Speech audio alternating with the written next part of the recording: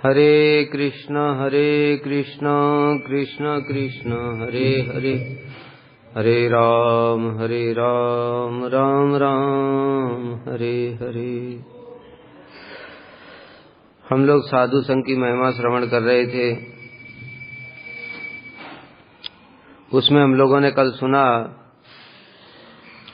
कि जो लोग संसार सागर में डूबे हुए हैं किंतु उठने की इच्छा करते हैं, उनके लिए एकमात्र साधु ही आश्रय हैं। इसके अलावा इस संसार सागर से कोई नहीं निकाल सकता। साधारण सी बात है, अगर कोई डूबा हुआ है उसको तैरना नहीं आता है और दूसरा भी डूब रहा है उसको भी तैरना नहीं आता है, अब एक दूसरे को कैसे बचाएंगे? दोनों डूबते हुए व्यक्ति, दोनों को तैरना नहीं आता, वो एक दूसरे को बचा सकते हैं क्या? इसी प्रकार से इस ब्रह्मांड में सारे लोग डूबे हुए हैं और वो दूसरों को उपदेश देना उसी प्रकार से जैसे खुद डूबा हुआ व्यक्ति दूसरे को बचाने के लिए बोल रहा है। तुम ऐसा कर लो, ऐसा कर लो, ऐसे हाथ पैर मारो और ऐसे तैर करके बाहर निकल जाओगे। अरे पहले तू तो निकल के दिखा। समझ गए? तो उसी प्रकार से इस जगत में लोग एक दूसरे को उपदेश दिया करते हैं शास्त्र के ज्ञान का, लेकिन खुद स्वयं डूबे हुए हैं। इसलिए जो साधु लोग हैं जिनका चित्त सब समय कृष्ण में लगा रहता है, ऐसे साधु डूबे नहीं हैं। वो दृढ़ नौका के समान है और उनको माया डुबा भी नहीं सकती है, क्योंकि उनके पास चित्त शक्ति का बल भी है। चित्त शक्ति का जिसके पास बल है उसको माया स्पर्श नहीं कर सकती। और ये चित्त शक्ति का बल जो है ये भाव अवस्था से पहले नहीं आता है। इसलिए तो गुरु के लिए बोला गया कम से कम भाव भक्त होना चाहिए। वो खुद ही डूबा हुआ है तो दूसरे को क्या उद्धार करेगा?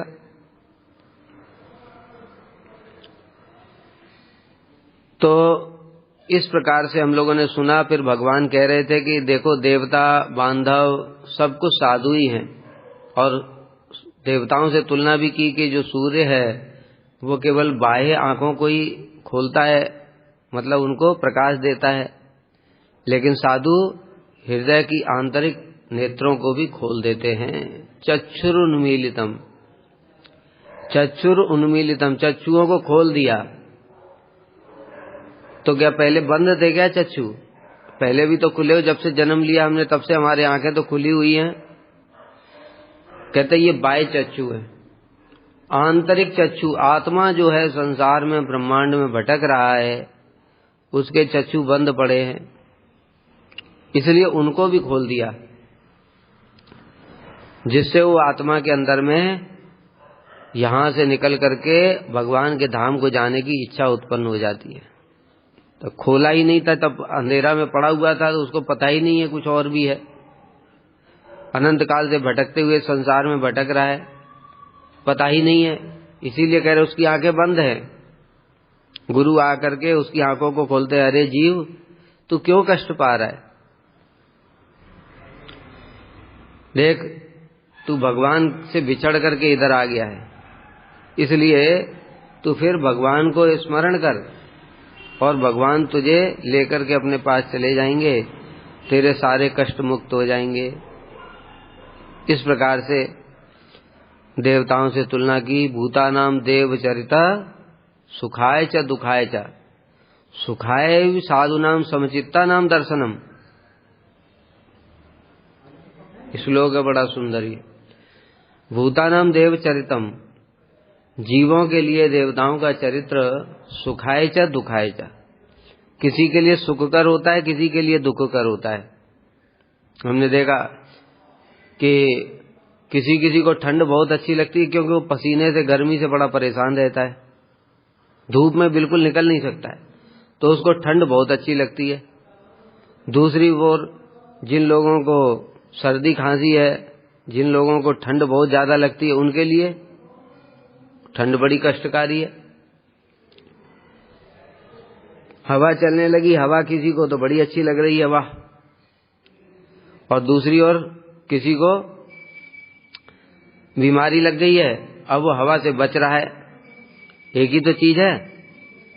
इसी प्रकार से सूर्य जब निकलता है तो कितने लोग तो वहां सूर्य में जाते हैं और कितने लोग सूर्य की रोशनी पड़ते ही एकदम से भाग जाते हैं अंदर। तो एक ही चीज सुखाय च दुखाय च। जीवों के लिए देवताओं का चरित्र सुखकर और दुखकर दोनों होता है। किसी के लिए सुखकर होगा, किसी के लिए दुखकर होगा। लेकिन सुखाय साधुनाम समचित्ता नाम दर्शन, जो साधुओं का चरित्र होता है वो केवल मात्र सुखकर ही होता है। यहां तक कि साधु जिसको दंड भी प्रदान कर देते हैं उसका भी उद्धार कर देते हैं। कितनी बड़ी बात है। जैसे नारद जी ने दंड प्रदान किया नलकुबर मणिग्रीव को, और वो दंड से ही भगवान की कृपा मिल गई उनको। भगवान के धाम चले गए, ब्रज में वास मिल गया, भगवान के दर्शन हो गए, क्या क्या नहीं हो गया उनका। सारी सिद्धियां फिर भगवान का धाम में भी जाकर के मधुकंठ स्निग्धकंठ बन गए। कितने आश्चर्यजनक चीज है बताओ। साधुओं का दंड भी इतना दयालु, और ये अधिकतर जितने भी असुर भगवान ने वध किए वो सब साधुओं के द्वारा दंडित थे। साधुओं ने शाप दिया और वो सब असुर बन करके आए, भगवान ने उद्धार किया और भगवान के धाम को चले गए। और हम लोग भजन करके भी जिस चीज को प्राप्त नहीं कर पा रहे हैं उतना तो साधुओं का दंड से ही हो जाता है। क्या अद्भुत महिमा है साधुओं की। इसलिए कह रहे हैं कि साधुओं का चरित्र सबके लिए सुखकर ही होगा, दुखकर किसी के लिए नहीं होगा। और देवताओं का चरित्र दुखकर सुखकर दोनों होगा। इस प्रकार से अंत में भगवान ने एक बात बोल दी कि और ज्यादा क्या बोलूं, कि मैं ही तो साधु के रूप में हूं। जैसे बताए नारद जी साधु हैं, लेकिन नारद जी हैं कौन? भगवान के ही तो मन के अवतार हैं। तो भगवान खुद ही तो नारद जी के रूप में है। इसी प्रकार से प्रहलाद हैं, प्रहलाद भी साधु हैं। और साधु कौन है? भगवान नरसिंह देव ने अपने सारे दिव्य गुणों को उनके अंदर में दे रखा है। तो नरसिंह देव का ही प्रकाश तो हो गए वो। इसी प्रकार से सारे साधु लोग, उनके अंदर जो दिव्य गुण होते हैं भगवान के, जो 64 दिव्य गुण हैं, उन 64 दिव्य गुणों में से 50 गुण जो हैं वो भगवान के भक्तों में भी होते हैं। फिर एकादश स्कंद में भगवान ने उद्धव से कहा, उद्धव जी को भगवान भक्ति योग की महिमा बता रहे थे, तो उसमें कह रहे हैं, हे उद्धव, तुम्हें एक अत्यंत गोपनीय रहस्य की बात बताता हूं, क्योंकि तुम मेरे प्रिय सेवक हृदयसी सुहृद प्रेमी सखा हो और जानने के भी इच्छुक हो। मेरा ऐसा निश्चय है कि सत्संग और भक्ति योग, इन दो साधनों का एक साथ ही अनुष्ठान करते रहना चाहिए। इन दोनों के अतिरिक्त संसार सागर से पार होने का अन्य कोई उपाय नहीं है, क्योंकि संत पुरुष मुझे अपना आश्रय मानते हैं और मैं सदा सर्वदा उनके पास बना रहता हूं। मतलब सिंपल सी बात यह है, संसार सागर से पार जाने का एकमात्र उपाय भगवान है ना। और गीता में भगवान कहते हैं, मामेव ये दैवी ऐसा गुणमयी मम माया दुरत्यया मामेव ये प्रपद्यन्ते माया मेताम तरन्ति थे। अगर कोई कहे कि प्रभु एक बात बताइए, आपने तो गीता में बोला आपकी माया अत्यंत दुरत्यया, किसी दुष्कर है उसको पार करना, और माम एक निश्चय मूर्त, जो मेरी शरण लेता है वही एकमात्र माया से पार हो सकता है। तो अभी आप कह रहे हैं कि साधुओं की शरण लो, तो भगवान ने बता दिया कि वो साधु जो हैं उनके पास मैं ही तो रहता हूं सब समय। अभी जो बताया उनके हृदय में मैं ही हूं, तो उनका आश्रय लिया मतलब मेरा ही आश्रय लिया, क्योंकि मैं ही साधुओं के रूप में विराजमान हूं इस जगत में। अपनी महिमा प्रकाशित करते भगवान साधुओं के माध्यम से। तो इसलिए अगर कोई संसार सागर से पार होना चाहता है तो दो उपाय, एक भक्ति करो, मतलब नवदा श्रवणम कीर्तनम विष्णु स्मरणम पाद सेवनम अर्चनम वंदनम दास्यम सख्यम आत्मनिवेदनम। ये भक्ति करो, नवदा भक्ति, और सत्संग करो, क्योंकि सत्संग में भगवान कह रहे हैं कि मैं खुद ही उनके पास में सब समय रहता हूं। नारद जी से बोला ना, नाम वसामि वैकुंठे योगिनाम हृदय न च मदभक्ता यत्र गायन्ति तत्र तिष्ठामि नारद। मैं वैकुंठ को भी छोड़ करके साधुओं के पास आ जाता हूं, इतना मुझे साधु लोग प्रिय हैं। तो इसलिए यहां पर भी कह रहे हैं, हे उद्धव, सत्संग जगत में समस्त प्रकार की आसक्तियों को नष्ट कर देता है। संत एवास्य छिंदंती मनोस्याग उक्ति भी, मनोव्यासंगम उक्ति भी। संत लोग अपनी वाणी रूपी कटाक्ष के द्वारा समस्त आसक्तियों को नष्ट कर देते हैं, जिसको कि नष्ट करना किसी के लिए अपने सामर्थ्य से नहीं संभव है। अपने द्वारा कोई अपना बंधन कैसे काटेगा? भाई तुमको हाथ पैर बांध दिया किसी ने और सामने चाकू पड़ा भी हुआ है, तो तुम कैसे काटोगे? तुम्हारा तो हाथ पैर बंधा हुआ है ना। तो उसी प्रकार से प्रत्येक जो जीव हैं सब इस जगत में, वो सब माया की रस्सियों से बंधे हुए हैं। वो अपने बंधन स्वयं नहीं काट सकते। कृष्ण अपना बंधन खुद खोल पा रहे हैं क्या? फिर कौन खोल रहा है? नंद बाबा खोल रहे हैं। दूसरा जो खुला हुआ है वही आकर के खोलेगा ना। इसीलिए इस जगत में सभी बंधे हुए हैं। जो बहुत पंडिता है, पंडिता मूर्खा पटका पाटकाश्चैव ये भी शास्त्र विचिंतका सर्वे व्यसनेन मूर्खा यह क्रियावान सब पंडिता, महाभारत में बताया। जो शास्त्र पढ़ने वाले हैं, खाली पढ़ने वाले बताया, अनुशीलन करने वाले नहीं बोला। पढ़ने वाले, पढ़ करके ज्ञान बढ़ाने वाले, पढ़ करके पीएचडी करते शास्त्र से, ये मूर्खा। पटका पाठका, पढ़ाने वाले पढ़ने वाले दोनों मूर्खा। फिर पंडित कौन है? यह क्रियावान, जो उनको पढ़ करके पीएचडी नहीं करता है, पढ़ करके उनको आचरण करता है, वो खुल जाता है, उसका बंधन खुल जाता है। दूसरा वो फिर दूसरों के बंधन भी खोल सकता है। अब देखो, जैसे एक एग्जाम्पल देता हूँ हमारे परम गुरुदेव का ही। परम गुरुदेव जब पढ़ाई करते थे तो उनके सिलेबस में चैतन्य चरितामृत था। अब टीचर पढ़ा रहे, स्टूडेंट पढ़ रहे हैं, सारे प्यार भी उनको हमसे ज्यादा याद होंगे, क्योंकि हम तो एग्जाम देते नहीं है, तो हम याद क्यों करें? हम लोग तो एग्जाम नहीं देते ना। एग्जाम देना पड़ता है तो याद भी करना पड़ता है। उनको हमसे ज्यादा प्यार होंगे, और एग्जाम भी दिया, लिख भी आए, नंबर भी पास हो गया, और उसके बाद में फिर कोई मतलब नहीं है। तो ये लोग कौन है? मूर्खा।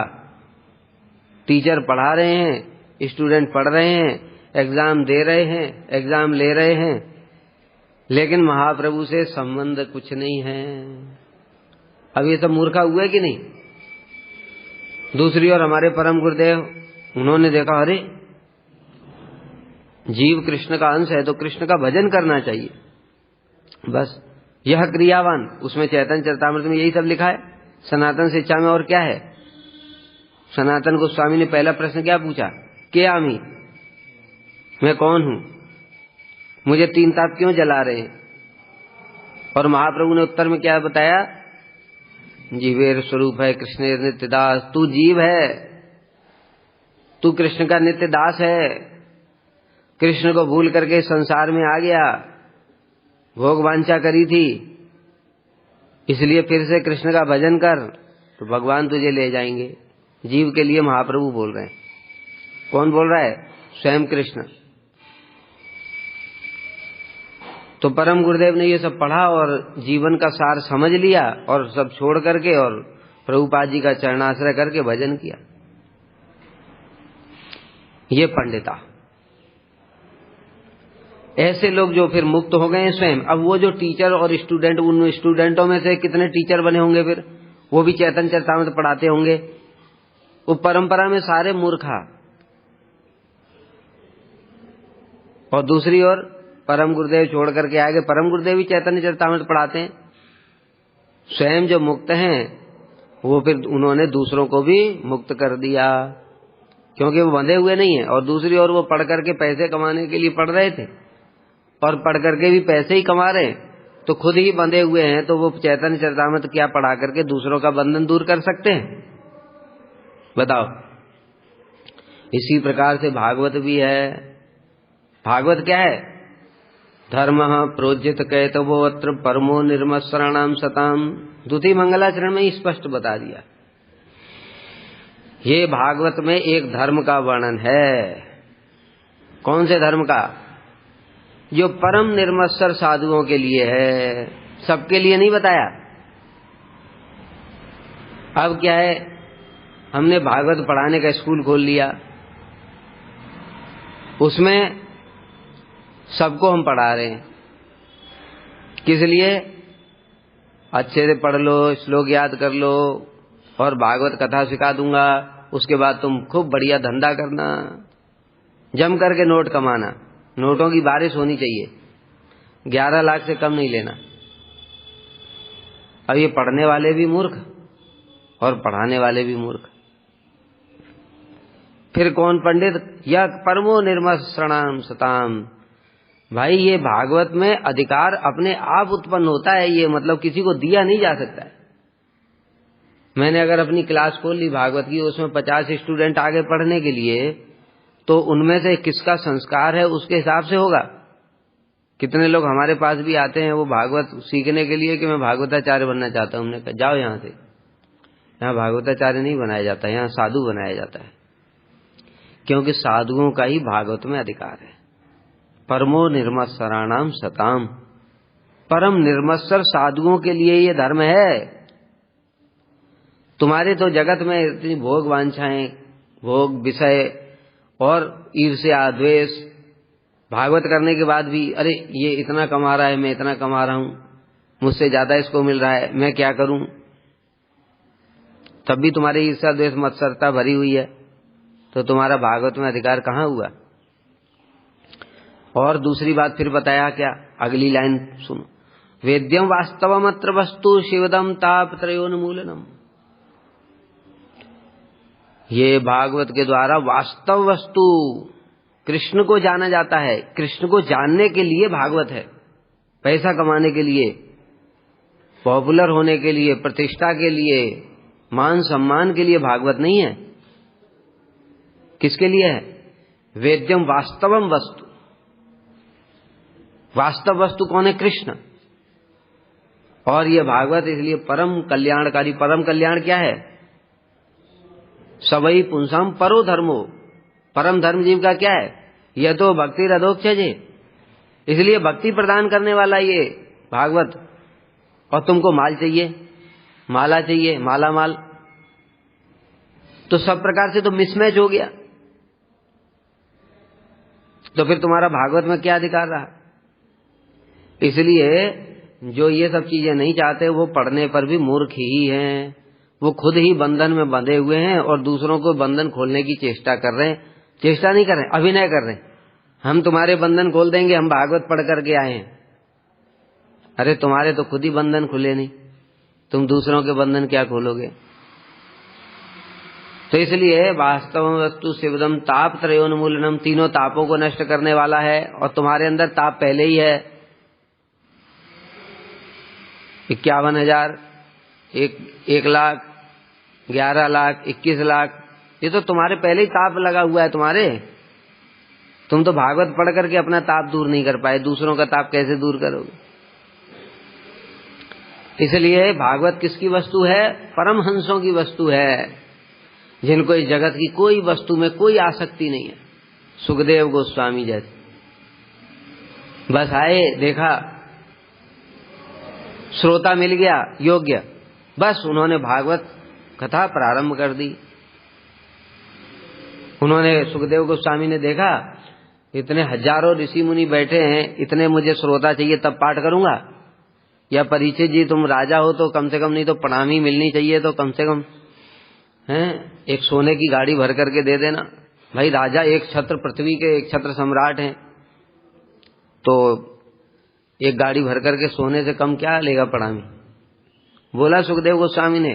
कहीं वर्णन आया कि कथा खत्म होने के बाद में उन्हें प्रणामी का इंतजार करते रहे। सीधे आए, बैठे, कथा किया, कब चल गए उठ करके पता ही नहीं चला। हरे कृष्णा। रसास्वादन इसलिए कह रहे हैं,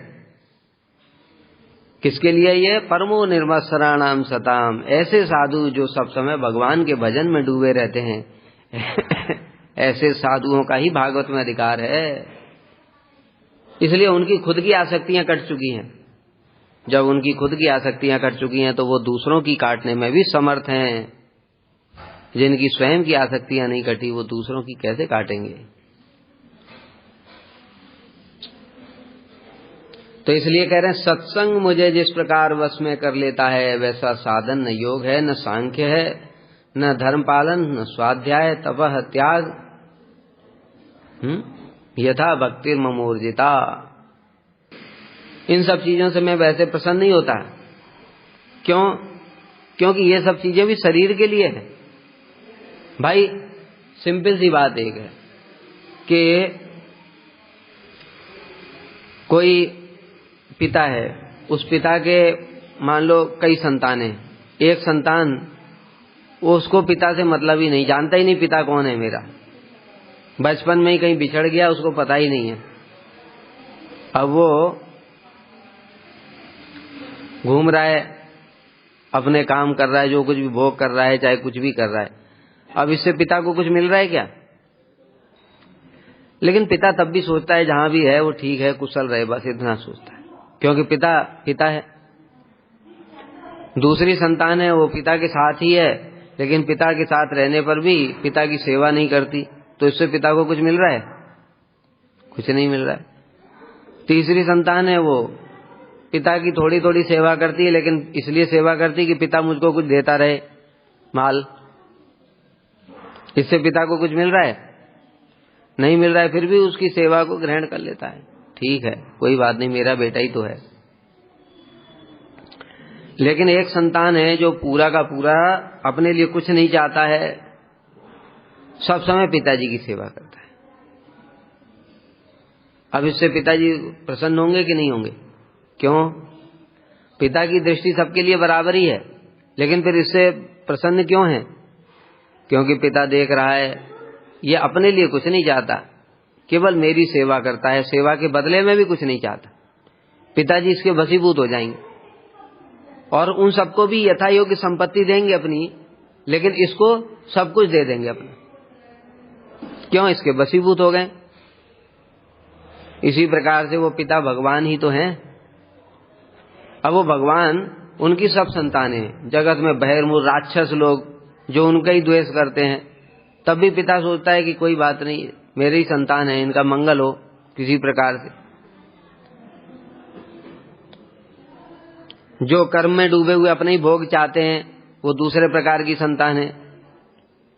भगवान कहते कोई बात नहीं, अपने स्वार्थ के लिए मेरी सेवा कर रहा है ना, मेरे फूल लेकर के आया, माला लेकर के आया, फल लेकर के आया, कोई बात नहीं, मेरे ही पुत्र तो है, इसलिए उसको भी जो इच्छा होती दे देते हैं। ठीक है, कम से कम आया तो सही। और तीसरी संतान है जो योग सिद्धियां चाहते हैं, कोई मुक्ति चाहता है, तो भी भगवान उसको भी दे देते हैं। कहते हैं कोई बात नहीं, मेरी पुत्र तो है, ये सारे मेरे ही पुत्र हैं, ये मेरी सेवा नहीं करना चाहता है, लेकिन ये संसार से दुखी है, दुख से दूर होना चाहता है, चलो इसको ऐसी जगह भेज देता हूं जहां पर दुख नहीं है, मुक्ति लोक में डाल दिया। और भक्त लोग हैं जो भगवान से कुछ भी नहीं चाहते, कहते प्रभु बस आपकी सेवा चाहिए। चालोक्य शास्त्री सारूप सामीप एकत्वम अप्युता दीयमानम न गणन्ति बिना मत सेवन। ऐसे लोगों से भगवान वशीभूत हो जाते हैं।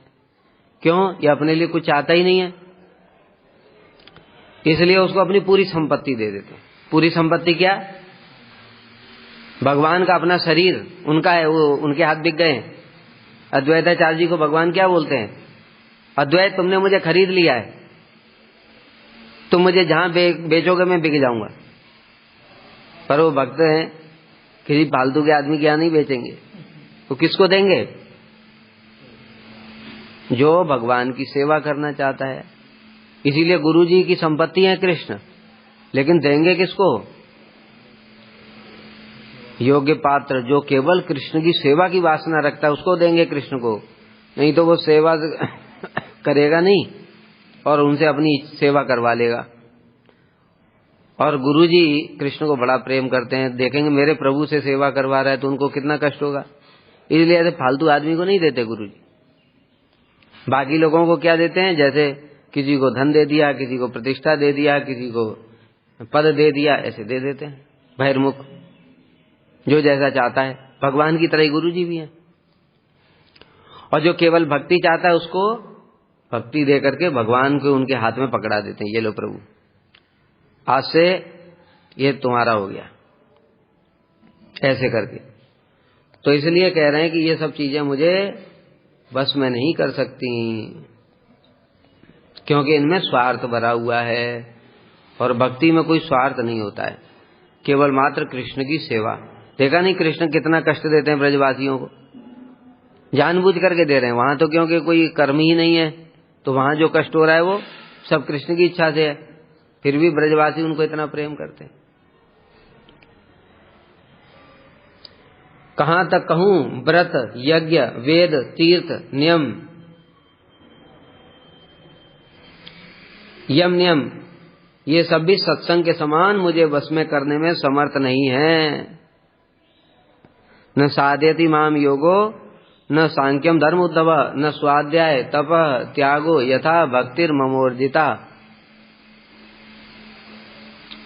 इस प्रकार से सत्संग मुझे वशीभूत कर लेता है, ये उस प्रकार से वशीभूत नहीं कर पाते। इस प्रकार से सत्संग योग अर्थात आसन प्राणायाम, यम नियम आसन प्राणायाम प्रत्याहार धारणा ध्यान समाधि, ये सब सांख्य अर्थात सभी तत्वों का विवेक। अब वही बात है, इन सबसे वशीभूत क्यों नहीं हो रहे हैं भगवान? देखो समझो भाई, तुम बैठ करके अपनी जो सांस है उसको कंट्रोल करे जा रहे हो तो उससे भगवान को क्या मिल रहा है? तुम अपनी प्राण वायु और ये सब 5 वायु और सब इनको यम नियम आसन प्राणायाम प्रत्याहार ये सब कर रहे हो, उससे भगवान को क्या मिल रहा है? तुम कह रहे इससे परमात्मा में ध्यान स्थिर हो जाएगा। अच्छा चलो, तुम्हारा ध्यान स्थिर हो गया तो उससे भगवान को क्या मिला बताओ? मान लिया हो गया, तुम्हारा भगवान के परमात्मा के स्वरूप में ध्यान स्थिर हो गया, हृदय में जो तुम्हें विराजमान है तुम्हारा ध्यान वहां पर लग गया, उससे भगवान को क्या मिल रहा है? तुमको मिल रहा है वो तो क्या, तुमको आनंद मिल रहा है क्योंकि तुम भगवान के साथ कनेक्शन हो गया है। तो तुम तो अपना ही सुख चाहते हो, मुक्ति साई जो मैं ब्रह्म ज्योति में मिल जाऊं, तुम्हारा दुख खत्म हो गया, इससे भगवान को क्या मिला बताओ? मिला कुछ नहीं। तो इसलिए भगवान क्यों वशीभूत होंगे फिर उनके? हाँ, लेकिन सब उनकी संतानें हैं, जो जैसा चाहता है उसको दे देते हैं, लेकिन भगवान वशीभूत नहीं होंगे। इसलिए सिंपल सा कॉन्सेप्ट यही है, ये मूल चीज है। कारण हर चीज का समझना चाहिए, क्यों वशीभूत नहीं होते दूसरों। सांख्य का मतलब क्या है? सभी तत्वों का विवेक। सभी तत्वों का मतलब 5 ये ज्ञानेंद्रियां हैं, 5 कर्मेंद्रियां हैं, 5 महाभूत हैं, 5 तन्मात्रा है, ये उसके अंदर में ये सूक्ष्म शरीर है, स्थूल शरीर है, ये है। एक एक तत्व को जान जाता है और जान करके उन तत्वों से ऊपर उठने की कोशिश करता है। अब बताओ इससे भगवान को क्या मिल रहा है? अब तुम तत्व को जान गए तो उससे भगवान को क्या मिला? धर्म अर्थात अहिंसा, वर्णाश्रम धर्म का आचरण, स्वाध्याय, वेदों का अध्ययन। तुमने वेद पढ़ लिए और वेद पढ़ करके बड़ा सुंदर, देखा संस्कृत व्याकरण के लोग जैसे महाप्रभु करते थे, महाप्रभु को तो भगवान है, वो तो लीला कर रहे हैं, लेकिन इसको पकड़ा, हे ये संधि बता, हे ये समास बता, इसमें क्या अलंकार है, उसने कुछ बताया, तुमने है गलत है, ये सही है। अब इससे भगवान को क्या मिल रहा है? तुम इतना पांडित्य पढ़ गए, उससे भगवान को क्या मिल रहा है? तुम्हारे इतने संस्कृत व्याकरण से समाज से तुम बढ़िया बढ़िया से श्लोक बना रहे हो, उससे भगवान को क्या मिला? कुछ नहीं।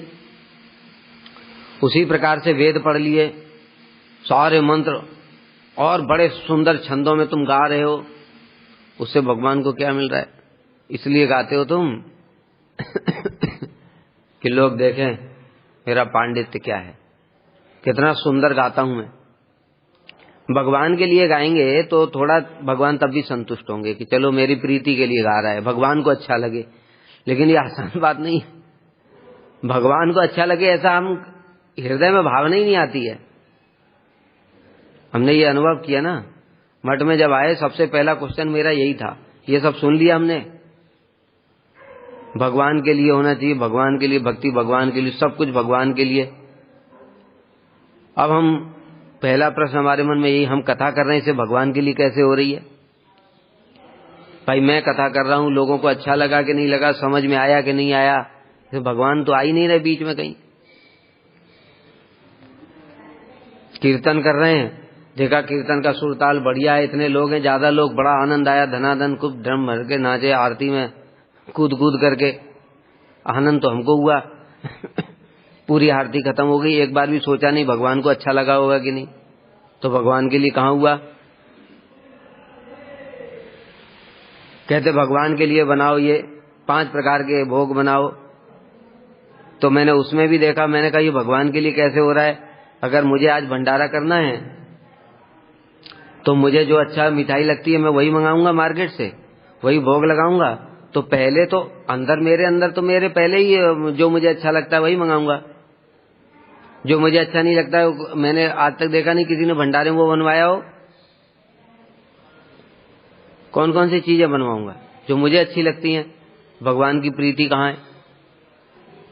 ये मेरे सामने पहला क्वेश्चन यही था, और इसका समाधान ही नहीं हुआ बड़े लंबे समय तक। बहुत भजन साधन गुरु कृपा सब करते करते करते करते तब बहुत समय के बाद में थोड़ा थोड़ा समझ में आना शुरू होता है।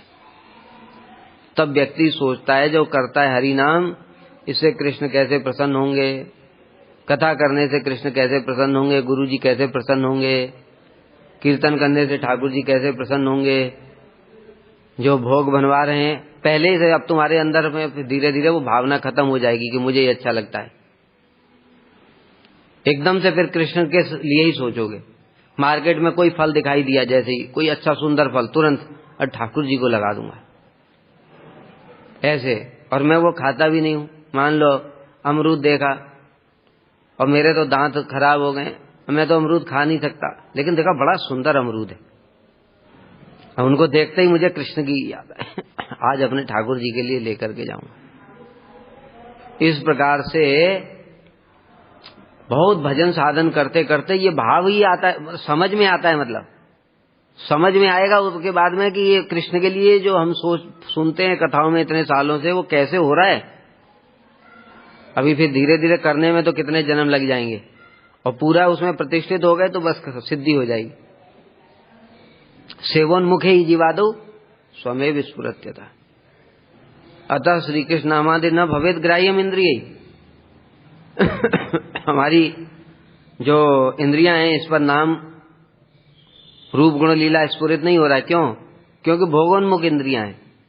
इसलिए कोई कितना भी बोले मैं तो कृष्ण के लिए कर रहा हूं, अगर तुम कृष्ण के लिए सच में कर रहे हो तो तुम्हारे अंदर में नाम रूप गुण लीला प्रकाशित हो जाएगा। अब नहीं हो रहा है और तुम कृष्ण के लिए कर रहे हो, ये दोनों में एक चीज कपट है।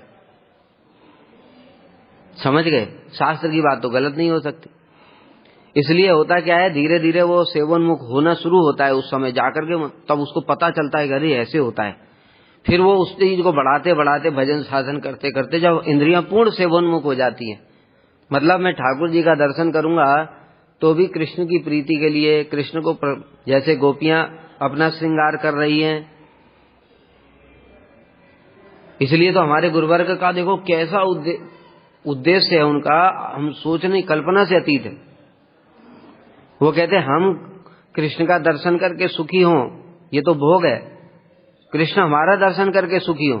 जगत के लोग इस पर भी ऑब्जेक्शन उठाते हैं, उनको समझ ही नहीं आता, वो भोग ही है। कृष्ण हमारा दर्शन कैसे करके सुखी होंगे? जैसे गोपियां हैं श्रृंगार कर रही, किसके लिए? मैं अच्छी लगूं इसके लिए नहीं कर रही हैं। पत्नी किस लिए श्रृंगार करती है? मैं अच्छी लगूं, पति के लिए नहीं करती। आजकल की अपने लिए ही करती है, मैं अच्छी लगूं, पति प्रशंसा करे मेरी, मुझे प्रशंसा चाहिए, वो मेरा भोग हो गया। पति को भी अच्छा लगे ठीक है, लेकिन भोग मेरा होना चाहिए। वो प्रशंसा नहीं मिली ना और वो श्रृंगार किया तो बर्तन उठा करके बेलना उसके सिर पे मार देगी। समझ गए? श्रृंगार का यही फल है, पति का सिर फूट गया। लेकिन गोपियां किस लिए श्रृंगार करती हैं? कृष्ण को अच्छा लगे, कृष्ण के लिए करती हैं। तो ये सेवा है, और अपने लिए कर रहे हैं, ये भोग है। आत्मेंद्रिय प्रीति वांछा तारे वाले काम, कृष्णेंद्रिय प्रीति वांछा प्रेम धरे नाम। तो इसलिए हम जब ठाकुर जी के सामने खड़े होंगे और ठाकुर जी हमको देख करके खुश हो जाएं, ये सेवोन्मुख है। कहाँ आएगा? तो वो तो भाव अवस्था से पहले कैसे आ जाएगा? इसलिए हम अभी भोग ही कर रहे हैं। ठाकुर जी बड़े सुंदर है। क्या सुंदरता दिख रही? तुम्हें पगड़ी सुंदर दिख रही है कि ड्रेस सुंदर दिख रही है? जो तुमको पगड़ी दिख रही है वो भी जड़ आंखें हैं, तो जड़ पगड़ी दिख रही है। उसको अगर अच्छा सजाया तो अच्छी है, अगर हमारे आंखों के सामने उसको थोड़ा खराब इधर उधर कर दिया तो अच्छी नहीं है। अरे ठाकुर की तो पगड़ी सब समय ही अच्छी रहती है, वो तो परम पदम भूषण भूषणांगम है। तो हम अभी आरोप कर रहे हैं ठाकुर जी सुंदर हैं, ये आरोप कर रहे हैं। लेकिन अभी ऐसे ही करो, करना भी ऐसे ही पड़ेगा। किंतु भगवान का श्रृंगार आदि देख करके प्रशंसा करना चाहिए, ये भी भक्ति का एक अंग है। लेकिन ये भक्ति नहीं है, वास्तव में इस बात को समझ लेना चाहिए। समझ गए? भक्ति क्या है? सेवोन्मुख। कृष्ण तो सब समय ही सुंदर हैं, उनकी सुंदरता को हम क्या देखेंगे?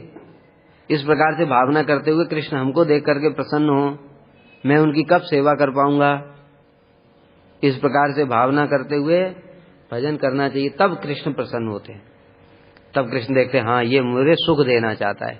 जब मुझे सुख देना चाहता है तो मैं इसके वशीभूत हो जाता हूँ। अब बाकी किसी भी चीज में देखो तुम, वर्णाश्रम धर्म में माता पिता की सेवा कर रहे हो तो उसको कृष्ण को क्या मिल रहा है? माता पिता कौन है? शरीर है। वो शरीर तो जला दिए जाएंगे, तुम्हारा शरीर भी जला दिया जाएगा। तो सेवा भी नहीं रही, सेव्य भी नहीं रहा, सेवक भी नहीं रहा, कुछ भी नहीं रहा। तो इससे कृष्ण को कैसे आनंद होगा? तपस्या करने, शरीर को सुखाना शुरू कर दिया। मैं 1 महीने तक केवल फल पे रहूंगा, उसके एक बाद जल पे रहूंगा, 1 महीने बाद फिर और हवा पीऊंगा, फिर उसके बाद कुछ नहीं खाऊंगा। अच्छा ठीक है, चलो भाई, तुम अपने शरीर को जो सुखा रहे हो, शरीर तो जड़ ही है, वो जड़ शरीर को सुखाने से कृष्ण को क्या मिलेगा? इससे कृष्ण को कैसे सुख होगा बताओ? लेकिन तब जब भगवान के भक्त लोग करते हैं वो तब कृष्ण के लिए होता है। क्यों? मैं तब कर रहा हूं, कृष्ण को प्राप्त करूंगा, कृष्ण को प्राप्त करूंगा तभी तो उनकी सेवा कर पाऊंगा। समझ गए? भाई बिना प्राप्त किए तुम सेवा कैसे करोगे? पिताजी है ही नहीं, पिताजी बैठे अमेरिका में, मैं तुम्हारी सेवा करना चाहता हूं, कैसे करोगे भाई? उनके पास जाना पड़ेगा ना, जाओगे तभी तो सेवा करोगे। इसलिए भक्त लोग वहां जाने के लिए तप करते हैं। और क्या भक्ति है? तभी तो, बिना भक्ति के भगवान को प्राप्त नहीं कर सकते। और दूसरा इनका वो लीला भी है। वो वसुदेव देव की यशोदा और नंद महाराज, वही एक अंश से कृष्णी सुतपा और दूसरे कौन? द्रोणधरा, वही एक अंश से प्रकट हुए। इतनी कठोर तपस्या कोई कर भी नहीं सकता है। जो हिरण्यकश्यपु तपस्या कर रहा है, इतनी कठोर तपस्या कैसे कर लेगा? कोई करीब मनुष्य नहीं कर सकता है। वो पार्षद है इसलिए इतना कठोर तपस्या कर सकता है। उसकी बल कितना है? देवता लोग ऐसे ही थोड़ी डरते हैं उससे। भाई पार्षद असुर बन गया है, भीतर में तो पार्षद ही है ना। वो पार्षद के अंदर शक्ति कितनी है। इसलिए वो भले ही यहाँ पड़ गया है, लीला के लिए पड़ गया है, लेकिन उसकी शक्ति तो कम नहीं हुई है, ऊपर से ढक गया है आसुरी स्वभाव के द्वारा। इसलिए वो तपस्या भी ऐसी कर लेगा और सबकी पिटाई भी अच्छे से करेगा। कोई देवता उसका कुछ नहीं बिगाड़ सकता। सिंहासन छोड़ करके भाग्य के लड़ने से फायदा क्या है? बाकी दूसरे असुर होते हैं, उनसे लड़ाई होती है पहले। हिरण्याक्ष और हिरण्यकश्यपु जाते थे, कोई लड़ाई नहीं। व्रत, तपस्या, त्याग, संन्यास, अग्निहोत्र इत्यादि कर्म, पूर्त, कुएं, बगीचे इत्यादि कुर्बाना। तो प्रभुपाद जी इसलिए तो कहते थे ये सब आए हैं। अग्नि तो उन्हें बगीचे खुदवा दिया, कुआं खुदवा दिया। इससे बताओ क्या लोग आकर के ठंडी छांव में बैठेंगे, उससे कृष्ण को क्या मिलेगा? वो तो लोगों के लिए, शरीर के लिए। दक्षिणा, दान, व्रत। यहाँ पर अर्थात एकादशी में उपवास। अब एकादशी में जो उपवास किए ये किसके लिए? कर्मकांडियों के लिए। एकादशी में उपवास करूंगा तो मुझे पुत्र प्राप्त होगा, एकादशी में उपवास करने से धन प्राप्त होगा, जो पद्म पुराण में बताए हैं पुत्रदा, मोक्षदा, कामदा, उसके लिए कह रहे हैं ये, हमारे लिए नहीं कह रहे हैं। हम जो एकादशी करते हैं वो कृष्ण की प्रीति के लिए, भक्ति प्राप्ति के लिए, इनकी कह रहे हैं। ये एकादशी में ऐसे उपवास निर्जला रहे, एक दिन पहले नहीं खाया, फिर पूरा दिन निर्जला रहे, और फिर क्या चाहिए? पुत्र चाहिए। तो ऐसे भगवान क्यों इससे वशीभूत होंगे? दूसरी ओर हम खाकर भी करेंगे तो भी भगवान वशीभूत हो जाएंगे क्योंकि उनके लिए कर रहे हैं ना। यज्ञ इत्यादि देवताओं की पूजा, छंद, गोपनीय मंत्र, तीर्थ, गंगा आदि स्नान, नियम, शौच इत्यादि 12 नियम,